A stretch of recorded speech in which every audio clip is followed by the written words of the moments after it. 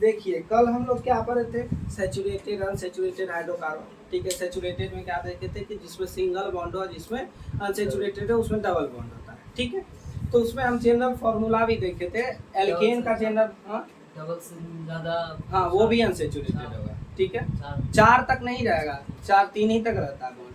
ठीक है, तो था क्या ना इसमें कि जैसे देखिए एल्केन का फॉर्मूला था CnH2n+2 और एल्कीन का था CnH2n और एल्काइन का CnH2n-2। ठीक है, तो अब आता है वही सैचुरेटेड और अनसैचुरेटेड हाइड्रोकार्बन से जो रिलेटेड है वो है क्या कि सबसे पहले कि ओपेन चेन का कंपाउंड है। ओपेन चेन मतलब क्या है, कल हम बताए थे long chain compound, long chain, ring chain, branch chain, तो वो एक तरह से जो ओपन चेन है वही लॉन्ग चेन कंपाउंड है। ठीक है, तो है क्या कि those compound in which first carbon atom, compound में पहला जो कार्बन एटम रहेगा, ये एग्जांपल ले लो, ये जो कार्बन एटम है, carbon atom of the chain not combined with the last carbon atom, last carbon atom से ये इसके साथ कंबाइंड नहीं है carbon atom, and it is not from close structure, ये जो है इस तरह का क्लोज स्ट्रक्चर नहीं बना रहा है, इसी को हम लोग कहते हैं ओपन चेन कंपाउंड। बस सीधी सी बात है।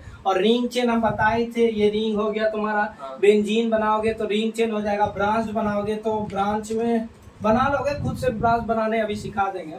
तो सबसे पहली बात है तुमको ये जानना है, लॉन्ग चेन कंपाउंड है मीथ, पहला नंबर में एक कार्बन एटम रहेगा तो उसको meth, 2 eth, prop, but, pent, hex, एफ, ऑक्ट, डेट। अगर सही में देखो तो नीचे से 3 तुम्हारे मंथ के हिसाब से अक्टूबर नवंबर दिसंबर है ना, अक्टूबर नवंबर दिसंबर, और इसको ले लो meth, eth, prop, but, pent, hex, hept, oct, non, dec. इसको याद करना बहुत इम्पोर्टेंट, बहुत ज़्यादा इम्पोर्टेंट इसको, और फंक्शनल ग्रुप अभी जो हम अभी आगे लिखवाएंगे उसको एकदम से ही याद कर लेना, नहीं तो फिर तुम्हारा बेस खत्म हो जाएगा कार्बन कंपाउंड का।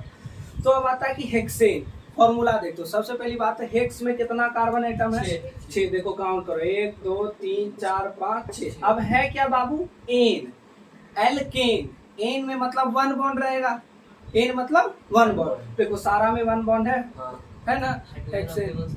हाँ, हाइड्रोजन को खुद से लिया जाता है, हम कार्बन कंपाउंड में हाइड्रोकार्बन से डील कर रहे हैं। पहले ना बताए थे कि हाइड्रोकार्बन क्या है, तो वैसा कार्बन एटम जो हाइड्रोजन के साथ अपना इलेक्ट्रॉन शेयर करे वो हाइड्रोकार्बन बन गया। ठीक है, तो कार्बन कंपाउंड में जनरली हाइड्रोजन से ही डील किया जाता है, हाइड्रोकार्बन से। अब प्रोपेन, प्रोप में कितना हुआ 3, तो एन है तो सिंगल बॉन्ड 3 गो कार्बन, और इथीन याद करो, मिथ, इथ में इथ मतलब 2 कार्बन, 1 2, और इन है एन, इन, आइन, इन मतलब डबल बॉन्ड, और हाइड्रोजन इसमें कितना है 4। इथीन, इन का जनरल फॉर्मूला था CnH2n, n मतलब number of carbon atom, carbon atom कितना है यहाँ 2, C2, H2n, 2 में कार्बन एटम कहाँ है 2, तो 2 दूनी 4, C2H4। देखो कार्बन 2 है, हाइड्रोजन 4 है इसमें, कोई दिक्कत। तो अब आता है कि प्रोपाइन, प्रोपाइन क्या है, तो मीथ, इथ, प्रोप, ट्रिपल बॉन्ड, आइन है, फर्स्ट मेंबर कभी भी प्रोपाइन का नहीं बनेगा, याद रखना। ठीक है, फर्स्ट मेंबर जो रहेगा मीथ वाला वो प्रोपाइन का नहीं बनेगा। ऐसे एल्कीन नहीं, मीथेन बनेगा, इथाइन नहीं बनेगा, इथीन नहीं बनेगा। देखो क्यों नहीं बनेगा समझो, इथीन इसमें सॉरी एल्कीन का सिंगल बॉन्ड रहता है ना, एल्कीन का और एल्काइन का फर्स्ट मेंबर क्यों नहीं बनेगा समझो, क्योंकि कम से कम उसको डबल बॉन्ड बनाने के लिए क्या चाहिए, 2 गो कार्बन एटम, तो मीथ का उसके पास कंपाउंड कभी भी नहीं बनेगा। अगर दे देगा ऑप्शनल में कि द स्ट्रक्चर ऑफ मीथीन, और 2-4 गो स्ट्रक्चर दे दिया ऑप्शन में, और एक में दे दिया नन ऑफ दिस, तो तुमको अगर याद रहेगा कि डबल बॉन्ड और ट्रिपल बॉन्ड वाला नहीं बनेगा, क्यों नहीं बनेगा बताते। देखो जैसे मीथीन बोले ना, एक कार्बन, मीथ मतलब एक कार्बन एटम, इसमें चाहिए 2 चाहिए, किससे बाबा, तो कार्बन से ही ना चाहिए। अब कार्बन हम ले नहीं सकते क्योंकि मीथ है, और मीथ है तो कार्बन नहीं रहेगा, मतलब ये कंपाउंड मेरा बनेगा ही नहीं। फर्स्ट मेंबर एल्कीन का और एल्काइन का नहीं बनता, याद रख लेना एकदम। ये बहुत सारा क्वेश्चन घुमाने वाला क्वेश्चन है कि बोल देगा कि मिथाइन का बता, तो फर्स्ट मेंबर उसका मेरा बनेगा नहीं। इसमें भी देखो ये तुम्हारा प्रोपाइन ट्रिपल बॉन्ड, फिर जो बचा हाइड्रोजन से हम फिल कर दी। हाइड्रोजन से फिल करना कभी मत बोलना, नहीं तो नंबर कट जाएगा। हाँ 11-12 में जाओगे तो ये चीज नहीं भी दोगे ना तो काम चलता है, क्योंकि वहां पर समझ जाते हैं टीचर की बच्चा आप समझ गया है। अब आता है साइक्लोहेक्सोन, क्या है? साइकिल पहिया, ठीक है। हेक्सेन, हेक्स मतलब कितना है इसमें? 6 कार्बन एटम, 1 2 3 4 5 6। अब हम क्या बताए थे? Ring chain. देखो यहाँ लास्ट कार्बन एटम कौन है, नए है, उससे मतलब नहीं है, लेकिन नोमेनक्लेचर पढ़ोगे तब समझ में आएगा कि इसमें भी नंबरिंग होता है। जैसे तुम्हारा कोई भी क्लोरो हाइड्रोजन ग्रुप कहीं पे रहा, मिथाइल ग्रुप कहीं पे अटैच रहा, तो वहीं से तुम्हारा स्टार्ट होता है नंबरिंग। ऐसे तो हम बोलेंगे कि मेरा नंबरिंग यहाँ से स्टार्ट हुआ, लास्ट का एटम ये है, यहाँ से स्टार्ट हुआ, लास्ट का एटम ये हो गया। लेकिन जब हेलोजन एटम जुड़ता है, अभी तो नोमेनक्लेचर पढ़ा नहीं रहे, जब हेलोजन एटम जुड़ जाएगा, मिथाइल ग्रुप जुड़ जाएगा, तब तुम्हारा नंबरिंग स्टार्ट होने लगेगा। सपोज हेलोजन एटम यहाँ जुड़ गया तो ये हो जाएगा पहला नंबर, दूसरा, तीसरा, चौथा, पांचवा, छठा, ठीक है। अब आता है कि डेरिवेशन ऑफ एल्कीन क्या है। डेरिवेशन पढ़ते हो किस चीज का? तो डेरिवेशन बताते हैं, इसको मिटा दें।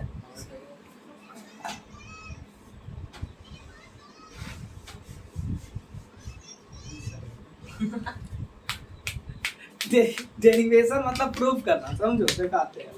है क्या? सिलेंडर है ये, ठीक है। इसका हम बोले total surface area. Total surface area में आएगा क्या क्या बहुआ? ऊपर वाला सर्किल, नीचे वाला सर्किल और ये कर्व सरफेस एरिया। अगर कर्व सरफेस एरिया को ऐसे लो तो क्या ये एक रेक्टेंगल का फॉर्म बनेगा? और रेक्टेंगल का फॉर्म बनेगा मतलब ये इसका हाइट है, समझ रहे हो बात को? और ये हाइट है। अगर समझो कोई गोल चीज है, पेज लाए, छोड़ो छोड़ो छोड़ो इसको लिया, देखो ये है सिलेंडर मेरा, ठीक, गोल चीज है, ये मेरा ऊपर में सर्किल है, नीचे में सर्किल है ना। अब अगर मेरा हाइट तो पता चल गया कि ये ब्रेथ है, हाइट तो पता चल गया। अब लेंथ बोले क्या है, तो खोलोगे ये चीज को, देखो ये मेरा लेंथ हुआ। लेकिन सिलेंडर में जब गोल कर दिए तो तुम कैसे मानोगे कि ये इसका लेंथ क्या है?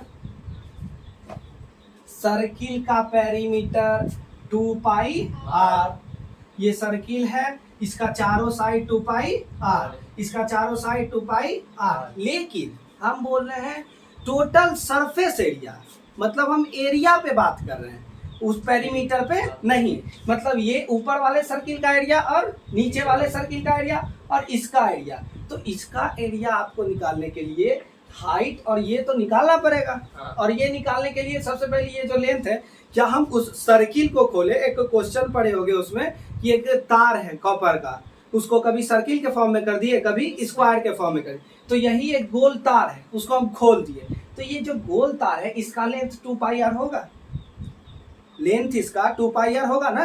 तो इसको हम लिख लेते हैं 2 पाई r।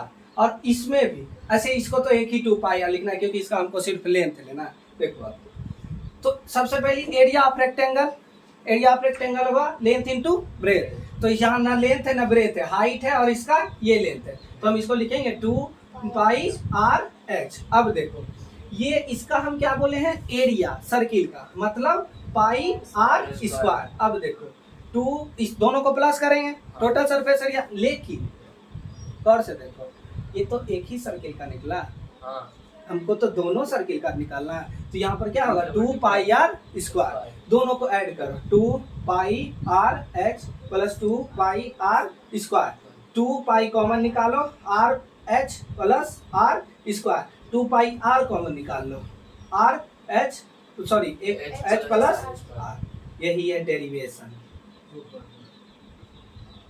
सिंपल, यही है डेरिवेशन कि हम जान रहे हैं कि फॉर्मूला क्या है, लेकिन उसको तोड़ तोड़ के डिफाइन जो करते हैं उसी को हम लोग डेरिवेशन कहते हैं। अंडरस्टूड? कोई दिक्कत? अब आता है कि वही डेरिवेशन है क्या? ये चीज डेरिवेशन ऑफ एल्कीन, सही बात है कि क्या है। तो व्हेन हाइड्रोजन ऑफ एल्केन का जब hydrogen display by any functional group, functional group है क्या, पढ़ाएंगे आगे, कि कोई भी एल्केन का कोई भी तुम्हारा, जैसे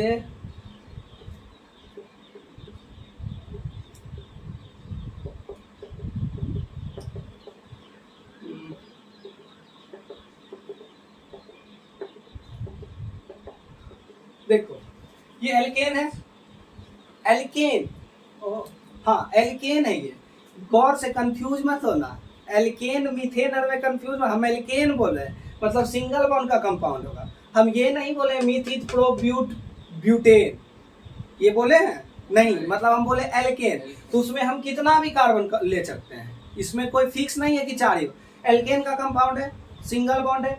अब बता, अगर ओरिजिनली देखो तो यहाँ पर तो हाइड्रोजन होना चाहिए, यस, लेकिन हम इसको क्या कर दिए, हटा दिए, Cl, ये एक फंक्शनल ग्रुप है, Cl लगा दिए, तो वही बोला है कि when the hydrogen of alkene display by any functional group, जब किसी एल्केन में हम कोई भी फंक्शनल ग्रुप को जोड़ दें, कब, तो the new carbon is known as derivative, किसी हाइड्रोजन को निकाल करके, किसी भी हाइड्रोजन को निकाल दिए, मेरा मन किया गुलशन वाला नहीं सर यहाँ का डालेंगे, यहाँ डाल देते हैं, लो डाल दिए, अभी बोली कि नहीं सर यहाँ का डालेंगे, चलो ठीक है थोड़ा बात मानते यहाँ डाल दिए, तो कोई भी हाइड्रोजन को हटाकर जब नया फंक्शनल ग्रुप जुड़ जाता है तो उसी को हम लोग डेरिवेटिव्स ऑफ एल्केन कहते हैं, कोई भी, ठीक।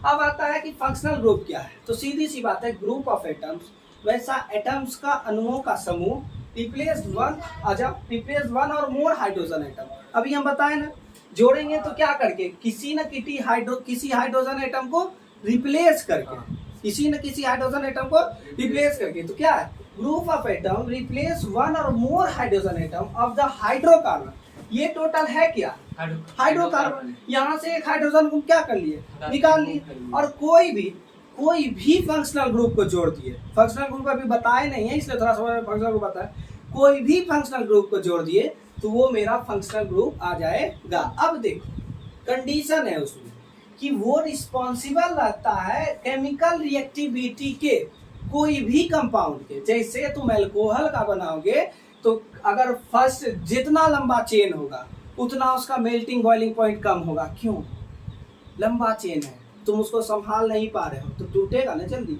टूटेगा मतलब उसको हीट पे चढ़ाओगे तो मेल्ट जल्दी हो जाएगा, बॉयल जल्दी हो जाएगा, तो ये सब चीज इस पे डिपेंड रहता है। अब जैसे ज्यादा चीज वही लिखा हुआ है कि the hydrocarbon and are responsible for the chemical reactivity of the compound, इस कंपाउंड का केमिकल रिएक्टिविटी के लिए कौन रिस्पॉन्सिबल रहा, फंक्शनल ग्रुप, उसमें COOH लगा दो, COOH क्या है, कार्बोक्सिलिक एसिड, उसको अगर ज्वाइन कर दोगे HC, इसको अगर ज्वाइन कर दिया H से यहाँ बढ़ गया, इसको अगर ज्वाइन कर दोगे तो इसका मेल्टिंग बॉइलिंग पॉइंट और कम हो जाएगा। क्या है COOH, गौर करो, कोई नहीं याद होगा, COOH है घी, कार्बोक्सिलिक एसिड, ठीक है, नहीं पढ़ा, एसिटिक एसिड पढ़े, नाम सुना है एसिटिक एसिड का, यही है, घी में पाया जाता है, घी को तनी को धूप में रख दो क्या हो जाता है, क्यों, इसका मेल्टिंग बॉइलिंग पॉइंट कमजोर है। जहां भी ये लग गया COH भी जो है एक तरह का तुम्हारा वो COH नहीं COO डबल बॉन्ड रहता है, ठीक है, H हम लगाए इसका वैलेंसी पूरा कर, तो ये एक फंक्शनल ग्रुप है। तो क्या ये फंक्शनल ग्रुप किसी कंपाउंड के केमिकल रिएक्टिविटी को रिस्पॉन्सिबल कर रहा है, जिम्मेदार है उसके लिए, बिल्कुल है, क्यों, तो ये देख रहे हैं कि जब COH ग्रुप इसमें जुट गया तो इसका मेल्टिंग और बॉइलिंग पॉइंट क्या हो गया, कम हो गया, नहीं समझ में आ रहा क्या, कम हो गया। अब आता है कि the compound regarded the length and nature of the carbon chain, length पे भी डिपेंड रहता है, जितना लंबा रहा उतना बॉइलिंग पॉइंट धीरे धीरे घटेगा, जरूरी नहीं सबका घटेगा, कुछ का घटेगा। फिर है कि नेचर, उसका नेचर कैसा हो जाएगा वो भी देखोगे कि जैसे तुम इसका चेन धीरे धीरे बढ़ाओगे इसका जो नेचर है धीरे धीरे क्या आने लगेगा, चेंज हो जाएगा। तो सीधी सी बात है कि फंक्शनल ग्रुप वो है जो किसी भी हाइड्रोकार्बन से एक हाइड्रोजन एटम या 2 या 3, हम कहेंगे सर ऐसा है ना यहाँ पर हम क्लोरीन दिए हैं, अब मेरा मन कर रहा है यहाँ पर एक अल्कोहल ग्रुप भी लगा दो OH, ये भी होगा, तो यहाँ पर कितना हाइड्रोजन हम हटा लिए, 2।